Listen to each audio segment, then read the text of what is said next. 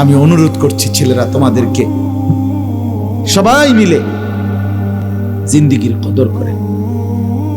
ছেলেরা রাগ হইও না, ধাক্কা দিয়ে বলার মতো, শক্ত করে বলার মতো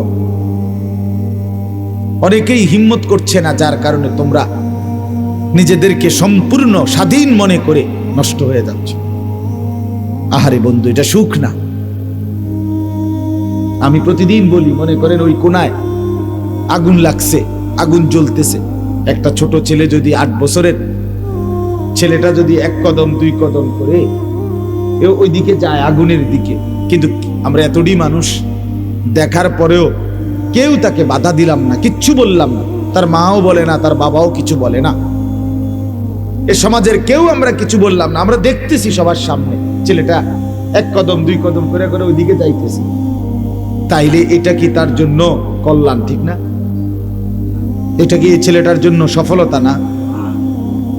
তাহলে চোখের সামনে আমরা দেখতেছি ছেলেটা 1 কদম 2 কদম করে আগুনের দিকেই ঝাঁপ দিচ্ছে, আগুনেই পড়ে যাবে।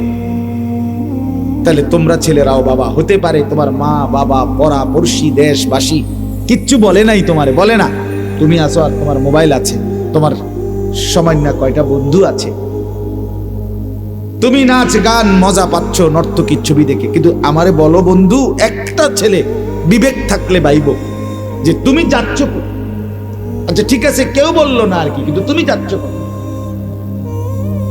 তোমার পরবর্তী প্রত্যেক কদম যত বাড়ছে, প্রতি কদম বাড়ছে, তো তুমি আগুনের দিকে যাচ্ছ, তুমি তো জাহান্নামের আগুনের দিকে যাচ্ছ। এই ছেলে,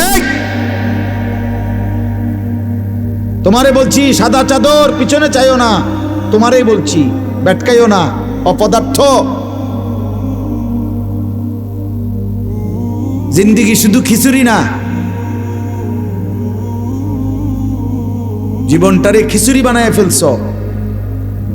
আহা, অসংখ্য ছেলের কোনো কাজ করে না, শরীর একদম স্প্রিং হয়ে গেছে, প্লাস্টিক হয়ে গেছে, কোনো কাজ করে না শরীরে, আর কোনো অনুভূতি শক্তি, এহসাস, বোধ, বুদ্ধি আমাদের লক্ষ লক্ষ ছেলে মেয়ের নাই।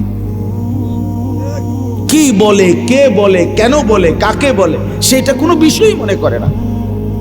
তার এক কথা, আমার মোবাইল, আমার ছবি, আমার নারী, আমার জিনা, আমার ব্যভিচার, আমার অশ্লীল দৃশ্য, আমার সামান্যদের সাথে আড্ডা ফুর্তি, আমার এই বান্দরামি, আমার পেশাব করে পানি না নেওয়া, আমার জুয়া, আমার মদ, আমার নেশা, আমার নারীর আড্ডা, মেয়ের পিছনে ঘুরা, এটাই আমার জিন্দেগি।